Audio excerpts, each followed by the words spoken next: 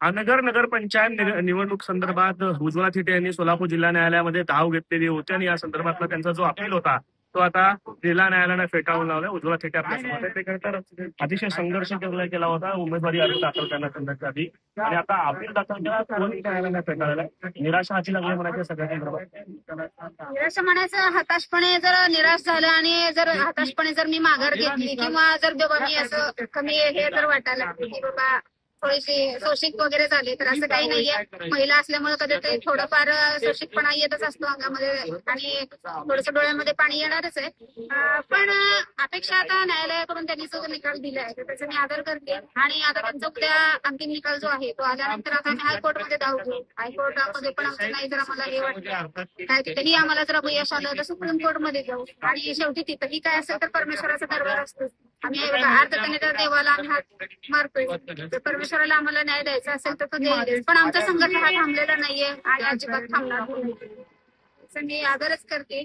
आणि प्रशासकीय अधिकारी, पोलीस डिपार्टमेंट यांनी काही कागदपत्र गहाळ वगैरे करून आज आमच्या बाजूने निकाल लागणार होता, हे 90% आम्हाला खात्री होती. पण काही डॉक्युमेंट्स असे तिथं सादर करण्यामध्ये आले त्याच्यामध्ये प्रशासकीय अधिकाऱ्यांचा हात आहे. खरं तर न्यायालयामध्ये जे कागदपत्र समोर येतात त्याच्यावर निकाल होत असतो.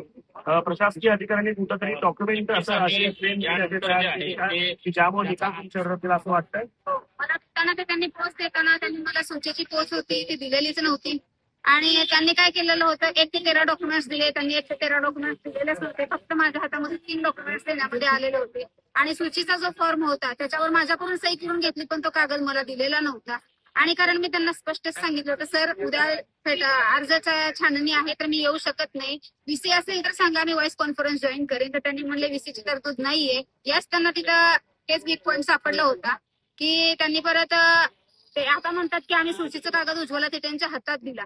मग माझ्या जर हातात कागद दिलेला असेल तर माझ्या अनगरच्या राहत्या घरी दरवाजाला नेऊन लावला हे कशाला त्यांनी दाखवलं. तर हातामध्ये एका महिलेला दिला तर तिथं नेऊन दाखवायचं काही, इथंच ते खोटे पडलेले होते. पण आता निर्णय तर आलेला आहे, पुढे काय भूमिका असणार आहे, कशा पद्धतीनं पुन्हा लढाईची तयारी करताय, काय भूमिका? पूर्वीपासून लढत होते, आता ही लढत आहे आणि भविष्यात ही लढत राहणार. 2029ला परत तोपर्यंत जर आम्ही राहिलो जिवंत तर 2029ला लागू इलेक्शन परतचं नगरपंचायतचं किंवा 30ला लागू. दोघंही मायलेकरं ताकदीनं उभे राहणार आहोत. तर सर्वसाधारण गट जर पडला तर पुढच्या वेळेसचा उमेदवार नगराध्यक्ष पदाचा हा माझा मुलगा असेल आणि 17चे 17 जे उमेदवार असतील ते माझ्या बाजूचे आमचं पॅनलच उभा केलेलं असेल. कारण देवाने आता मला 5 वर्षाची संधी दिली. 5 वर्षामध्ये मी काही ना काही टाळापलट नक्कीच करेन. आणि ज्या प्राजक्ता बिनविरोध नगराध्यक्ष झाले आहेत, प्राजक्ता तुमचं अभिनंदन, कारण उज्ज्वला तिथेचा अर्ज बाद केला गेला आणि न्यायालयाने फेटाळून लावला, त्यामुळे तुम्ही बिनविरोध झालेला आहात आणि पुढच्या वेळेस तयारी करा, आणखी आपली लढाई चालूच असेल. राजन पाटलानंतर आता पुढे प्राजक्तापती किंवा भाजप ही लढाई अशीच सुरू होणार आहे. मी जरी राही नसले तर माझा मुलगा तर असणारच आहे. संतोष भाऊ देशमुख सारखा जर आमचं काय माझा जर काय घातपात जर झाला तर माझा मुलगा हा असणारच आहे आणि माझा मुलगा तर काय तो वाघिणीचा आहे पछडा, त्यामुळे तो कधी गवत खाणार नाही. त्यामुळे तो आम्ही शरण जाणं त्यांना कधीही शक्य नाहीये. त्यामुळे मी जरी नाही राहिलं तर माझा मुलगा ही लढाई कायम ठेवणारच आहे. जेवण तर सगळं जे न्यायालयात अपील झालं त्याच्यामध्ये तुझ्या सहीवर सगळा मुद्दा गाजलेला होता, तू सही केला नाही असा जो आहे तो आरोप करण्यात आलेला होता आणि ते न्यायालयाने आता मान्य केलेलं आहे. तुमची अपील फेटाळून लावली, तुमची काय भावना ही आहे की मी त्या ठिकाणी सही केलेली होती. काही ठिकाणी आता डॉक्युमेंट असे दाखवले गेले की सूचकाची सहीच नव्हती, हे नव्हती, ते नव्हती. त्यांनी आता असे डॉक्युमेंट दाखवले ते आम्हाला गेले नाहीत आणि अनगर नगरपंचायत मध्ये आमच्याकडून सही करून घेतले. असे डॉक्युमेंट त्यांनी आता कोर्टामध्ये दाखवले. त्यांनी पूर्णपणे कोर्टामध्ये नाटक दाखवून त्यांनी जसं अनगर नगरपंचायतला बिनविरोध करायचे त्यांचं ठामच होतं. आम्हाला येण्यासाठी एवढं रोखलं जात होतं, ट्रॅक्टर आडवे लावले जात होते, प्रायव्हेट नाकाबंदी केली जात होते.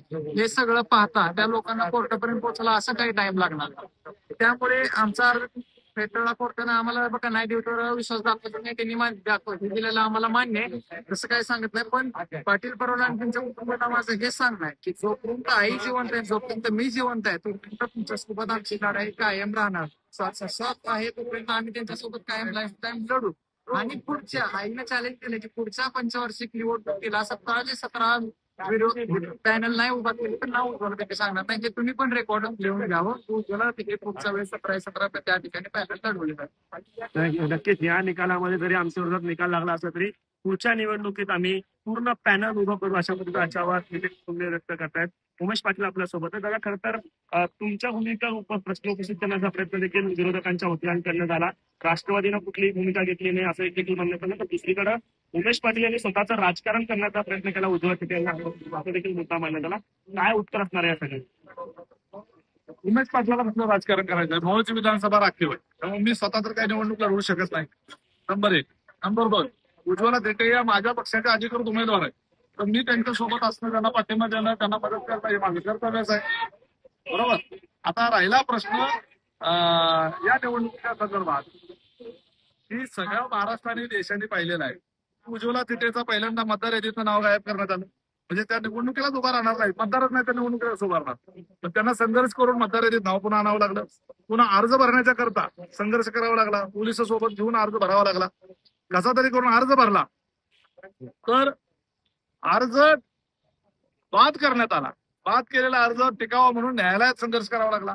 आता या न्यायालयातच जाणार आहेत म्हटल्यानंतर प्रशासकीय अधिकाऱ्यांना न्यायालयाच्या स्तरावर आपलं अपील फेटाळावं याच्या करताचे जे काही ग्राउंड घेण्याकरता पुरावे लागणार आहेत, हे पुरावे त्यांनी पद्धतशीरपणे तयार करून ठेवले.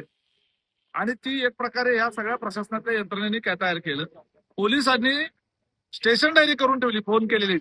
आता पोलिस जेव्हा जेव्हा कोणालाही फोन करतात तेवढ्या वेळेला स्टेशन डायरी करतात का, हा एक प्रश्न आहे. स्टेशन डायरी केली, यांना रिसिव्ड म्हणून 3च कागद दिले, आणि आज त्या ठिकाणी सांगतायत की आम्ही यांना 13 कागद दिले, कारण वर कव्हरिंग लेटर असतं. आपण रिसिव्ह म्हणून वरच्या लेटरवर सही करतो, आणि न्यायालयामध्ये दाखवलं काय की ह्या सगळ्या आम्ही त्यांना चेकलिस्ट दिली होती, वर यांची सही आहे बघा, यांना मिळाले म्हणून यांनी सही केली आहे. म्हणजे हे प्रशासनातल्या लोकांनी रितसर उज्ज्वला त्यांची त्या ठिकाणी फसवणूक केली. आणि शेवटी न्यायालयासमोर काय कागद जो बोलतो ते न्यायालयाला त्या ठिकाणी पुरावे महत्वाचे असतात. प्रत्यक्षामध्ये कशा माल प्रॅक्टिस तिथं केल्या गेल्या याच्या संदर्भामध्ये आपल्याला काही त्या ठिकाणी म्हणजे समजून घ्यायला वाव नसतो. तरी सुद्धा निकाल सगळा आल्यानंतरच त्यामध्ये आपल्याला काय ग्राउंड्सवर हे फेटाळले गेले हे आपल्याला समजू शकतं. परंतु जनतेच्या न्यायालयामध्ये आम्ही लढाई ही जिंकलेलो आहोत, आणि संपूर्ण महाराष्ट्राला, देशातल्या सर्वसामान्य माणसांना हे लक्षात आलं, राजन पाटील आणि यांचा परिवार त्यांची परंपरा जपण्याच्या करता केवढा मोठा संघर्ष त्यांना करावा लागला. आम्ही लोकशाही त्या ठिकाणी राहावी म्हणून संघर्ष करत होतो, परंतु संविधान दिनाच्या दिवशी दुर्दैवानं लोकशाही हरली आणि परंपरा जिंकली असं आपल्याला म्हणावं लागतं. खरं तर 24च्या निवडणुकीमध्ये तुम्ही उज्ज्वला थिटे यांच्या पाठीत राहणार. त्यांनी आता एक चॅलेंज स्वीकारलंय की 29ला मी पूर्ण पॅनल सहित उभं करेन.